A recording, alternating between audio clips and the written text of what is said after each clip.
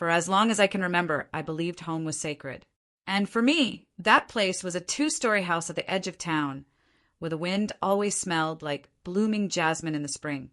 My name is Nicole, and I used to think that if I was kind enough, quiet enough, helpful enough, maybe I could earn love that didn't feel like a performance. Growing up, I was the daughter who followed the rules. I did the dishes without being asked. I stayed home when my sister went out partying. I got straight A's, not because anyone demanded it, but because I thought maybe, just maybe, that would make them proud. My mom used to say, "Nicole's our sensible one." My dad would just nod. They never really saw me, but I didn't know that back then. I was too busy trying to deserve their attention. That house, our house, was where I made breakfast every Sunday, where I decorated for birthdays they sometimes forgot were mine, where I sat in the living room alone, watching family movies while they went out for quick dinners that turned into late nights with my sister and her boyfriend. But I never complained. I convinced myself that love meant patience and loyalty was louder than words. I wanted so badly to be enough for them, even if I had to earn it every single day. So when my parents casually said, "This is your home too, always," I believed them. I believed them when they handed me keys and smiled, when they needed help with bills, and I quietly offered to cover some. When they said we're family, I trusted that meant me, too. But what I didn't realize then was that love without effort is a fragile thing. And the cracks have been forming for years, subtle, quiet fractures in the way my name was an afterthought, the way my space was borrowed, not truly mine. I held onto that house like it was the anchor to our bond, until one day, without warning, the warmth faded. The words they spoke next would shatter everything I thought I knew about family. And that house, it didn't feel like home anymore. It was a Tuesday afternoon, quiet, ordinary, almost forgettable. I had just come home from work, balancing groceries in one hand and my phone in the other. I walked in like I always did, like it was still my place, still my home. But the moment I stepped inside, something felt different. My mom was sitting at the kitchen counter with her arms crossed, and my dad stood behind her, unreadable. My sister was nowhere in sight. There was no small talk, no smile, just silence thick enough to suffocate. Then my mom looked up and said it, just like that. "We don't need you anymore, Nicole." I froze, unsure if I heard her right. Her voice didn't crack. It didn't hesitate. It was sharp, flat, final. I blinked. What does that mean? My dad chimed in. "We think it's best if you find your own space. Give us all a little breathing room. Don't contact us for a while." The words hit like glass to the chest, quiet but devastating. No argument, no fight, just cold dismissal. I wasn't screaming. I wasn't even crying. I just stood there, clutching the bag of apples like they were the last thing tethering me to the moment before everything broke. I wanted to ask why. I wanted to remind them of the rent I'd paid when things were tight, the dinners I made, the nights I stayed in when my sister didn't. But I didn't. Instead, I nodded. Quietly, almost too quietly. And I said, "Okay." That was it. I turned around, walked out the same door I had walked into 1,000 times before. But this time, it didn't close behind me with warmth. It shut like a final chapter. No one followed. No one called after me. They just let me go like I had never belonged there to begin with. And as I sat in my car, gripping the steering wheel, I didn't let the tears fall. I respected their wishes. But something inside me shifted. Something permanent. Later that evening, I checked my phone. My notifications were filled with vacation photos, my parents smiling with my sister and her boyfriend on a beach, my mom in a sun hat, my dad holding up a drink, captions like, "Family time is the best time." Not a single mention of me. And still I didn't respond. I didn't lash out. I didn't beg. I simply stared at those photos, took a deep breath, and started thinking. Not about revenge, but about reclaiming what was mine. I didn't sleep that night. It wasn't just the words, "We don't need you." It was how easily they said them. How easily they let me walk away like I was a tenant whose lease had expired, not their daughter. Not the girl who stayed home on prom night to help my mom decorate the house for guests. Not the one who drove Dad to his appointments when no one else could be bothered. I lay on my tiny apartment couch, still in my jeans, phone clutched in my hand. That's when the notification came in. Mom just posted a photo. My stomach sank. I clicked it. There they were. My mother, glowing in a sun hat, drink in hand. My dad, lounging with sunglasses, grinning ear to ear. And front and center, my sister and her boyfriend, arms wrapped around each other like some perfect holiday postcard. Family time in the Keys, the caption read. So much love. I stared at that word, family, like I was never part of it, like I had been cropped out and replaced.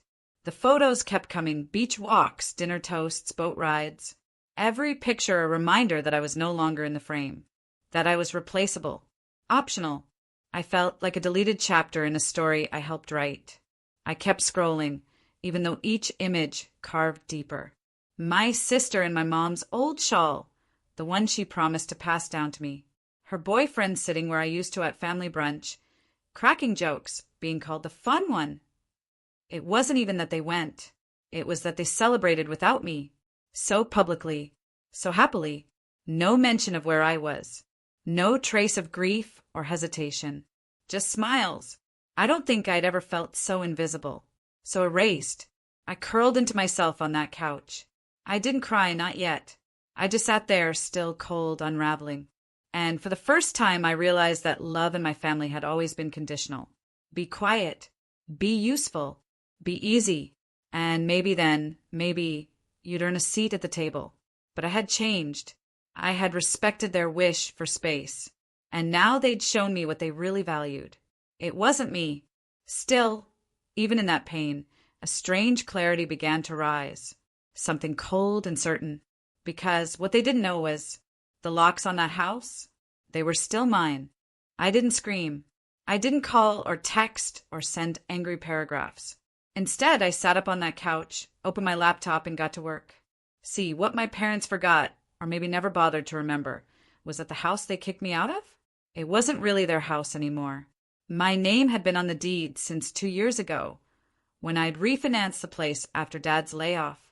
I'd paid every mortgage bill since then. Quietly, willingly, just happy to keep us afloat. But they'd never asked for the full story. They were just happy the lights stayed on.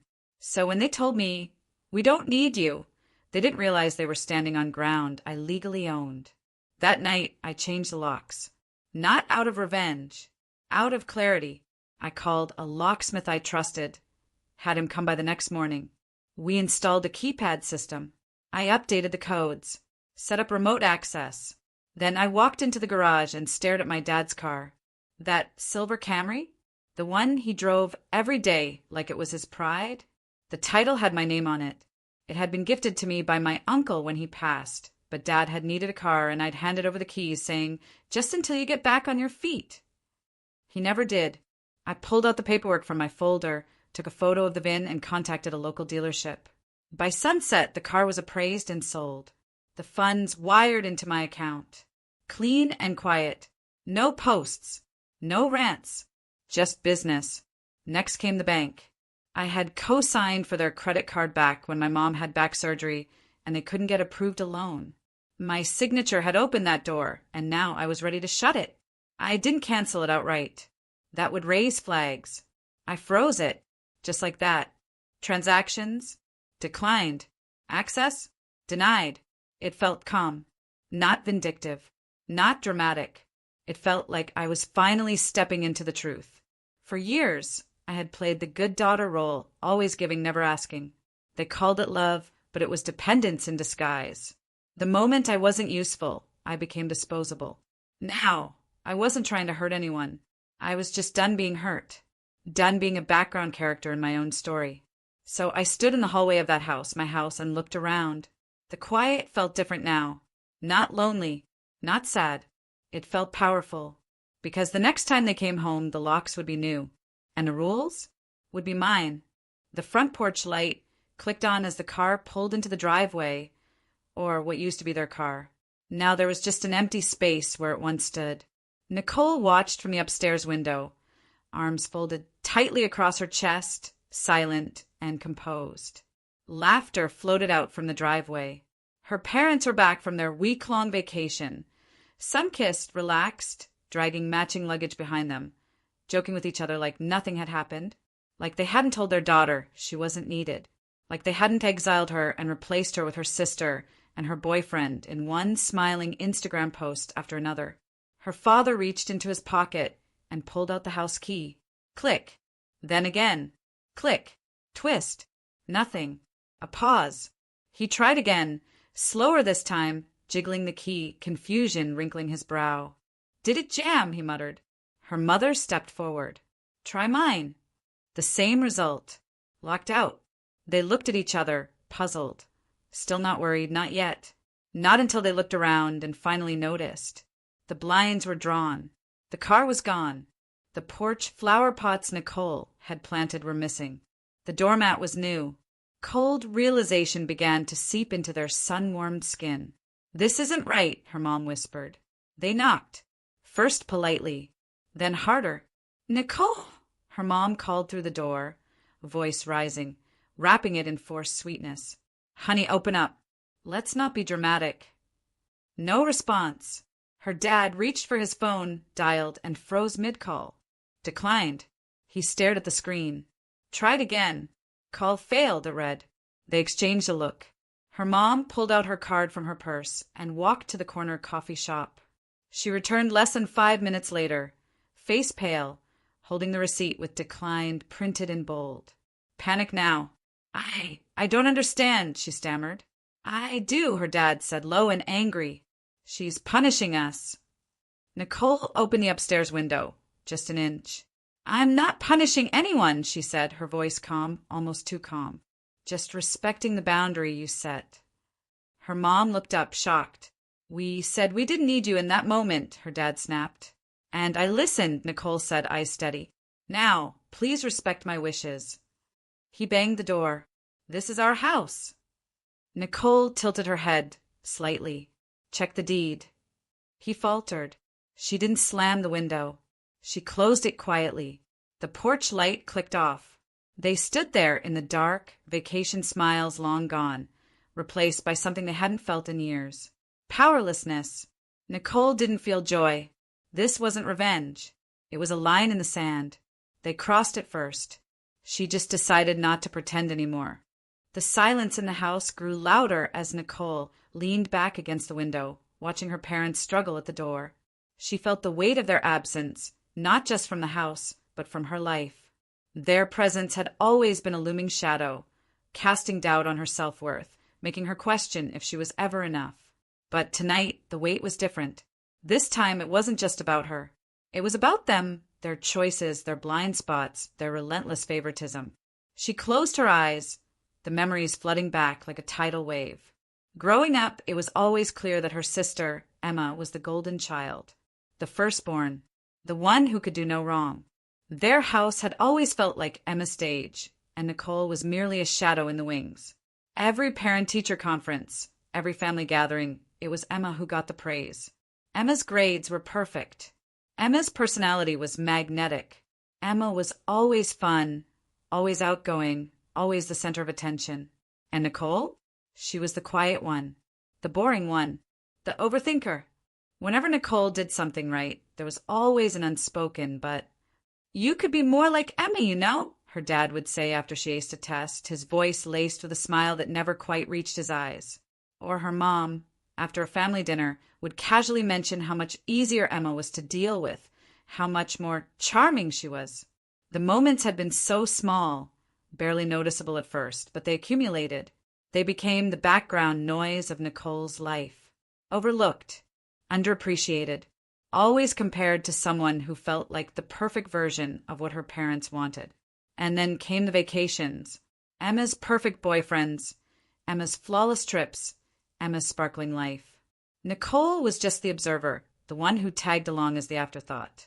Every picture posted on social media, every family moment, seemed to have Emma as the star, with Nicole lingering somewhere on the edge. This latest betrayal wasn't something new. It was just louder. It had cut deeper, because this time it wasn't just about being second best in her parents' eyes. It was about being invisible. It was about being replaced. I wasn't enough, she whispered to herself. She had tried so hard to earn their approval, to fit into the mold they had set. But in the end, it wasn't enough. And now, as she stood on the other side of the door, locked out of their world, she realized something. She wasn't just second best. She was done trying to fit their expectations. Nicole stared at the door, her hand resting on the new lock she had installed earlier. It wasn't petty what she was doing. It wasn't some act of revenge to make her parents suffer. It was a way to finally, after years of trying to be the good daughter, take back the power they had stripped from her. She wasn't asking for their love anymore. She was honoring herself. Her fingers brushed over the car keys she had sold a few days ago, feeling the cold metal, like a symbol of everything she'd given up for their approval. Her car, her name, her worth. She had let them dictate her entire life up to this point. No more. The first thing she did after they kicked her out? She contacted the landlord, making sure the house was legally transferred to her name. It wasn't just the locks she changed. She had carefully, strategically taken back what was always hers. The house was in her name now, her parents none the wiser. As for the car, she'd sold it quietly, moving the money into her own account. They didn't deserve it. She didn't need the financial burden or the memories tied to it anymore. She didn't just want to protect herself from them. She wanted to be independent, truly independent for the first time in her life. But more than that, she wanted to make sure they understood one thing. She wasn't a backup. She wasn't a placeholder. She wasn't someone to be discarded when they felt like it. So, when they left for their vacation, basking in their joy, thinking everything was fine, Nicole took control. She made those legal calls, filed the paperwork, and had every detail squared away, quietly and efficiently. It felt strange, the way it seemed so simple after years of being emotionally bogged down by them. As if taking action was the only thing that had ever truly made sense. There was no fight, no yelling, no begging them to see her as more than a second option. Instead, she had built something for herself. And that felt powerful. She didn't need them to validate her decisions. She didn't need to argue or prove her worth anymore. That was the moment everything changed, the moment she realized she didn't just survive them. She could outlive them. She could thrive without them. No more pretending. No more begging for crumbs of affection. No more sacrificing her happiness for their approval. She wasn't a child who needed permission. She wasn't the outcast or the invisible daughter anymore. She was free. Standing there in her house, Nicole felt something she hadn't in years. Peace. Real peace. The kind you can only get when you stop looking over your shoulder for approval and start living your life on your terms. When her parents came back, they'd be met with a harsh reality, not just a locked door, not just a list of legal documents, but a daughter who had finally said enough. It wasn't about getting back at them. It was about finally living life without constantly measuring her worth against their expectations. For once, she wasn't chasing after love that was given conditionally. She was giving herself what they couldn't. The calls started coming in the moment they realized what was happening. It was a flurry of missed calls, frantic text messages, and voicemail after voicemail. At first, Nicole didn't even bother to check them. She knew what they'd say. She already knew what they would feel. Her phone buzzed again. A message from her mother. "Where are you? What have you done? We're stuck outside. We need your help." But Nicole didn't rush to respond. She didn't feel the urgency they had. She didn't feel the obligation to soothe their panic. Instead, she sat back on the couch, her hands resting in her lap, calm and composed. A small smile tugged at the corner of her lips. She hadn't felt this much control in years. They never thought this day would come, did they? The daughter they dismissed, the one they casually kicked to the curb, the one they replaced so easily, she was the one who held the keys now. The phone buzzed again, this time with a text from her father. "We need to talk. You can't just do this to your family. We need a resolution." She could hear the tone in his message, the frustration, the pleading. The man who had told her she was worthless all those years ago, the one who had barely glanced at her when she needed him, was now begging. Begging for the very thing they had denied her for so long: attention, respect, a place at the table. She read the message, feeling a tightness in her chest, but it wasn't anger that filled her. It wasn't the rage she had anticipated feeling. Instead, there was only quiet satisfaction, a sense of peace, because for once, she wasn't the one chasing their love. She decided to call back. When her mother picked up, her voice was frantic, panic-lacing every word. "Nicole, why are you doing this? Please just let us in. We don't know what happened. We don't know where our things are. You need to fix this. Nicole let the silence sit for a moment, listening to the words, feeling the weight of the desperation in her mother's voice. She hadn't heard that tone in so long, not since she was a little girl, asking for validation, begging for attention. But now, she wasn't the one begging anymore. Got it, she said, her voice steady and unhurried. No anger, no bitterness, just calm finality. Her mother's voice trembled. What do you mean, got it? We need to fix this. We need you to fix this. I've already fixed everything, Nicole replied, her tone soft but firm. I've given myself what I deserve. And now it's time you did the same. She hung up before they could respond, her heart strangely light. She wasn't angry anymore. She was done. They had made their choices, and now she had made hers. Later, the phone kept ringing, but Nicole didn't pick up. She didn't need to listen to their excuses anymore. Their panic was their problem, not hers. As the days passed, they tried reaching out, calling her every name in the book, blaming her for ruining the family. But none of it mattered. They had kicked her out, treated her like an afterthought. But now, the girl they thought they could discard became the one thing they never saw coming. Their source of control, their source of comfort, the one they never thought would stand up for herself, had finally become the one who held all the power. And in that power, she found freedom.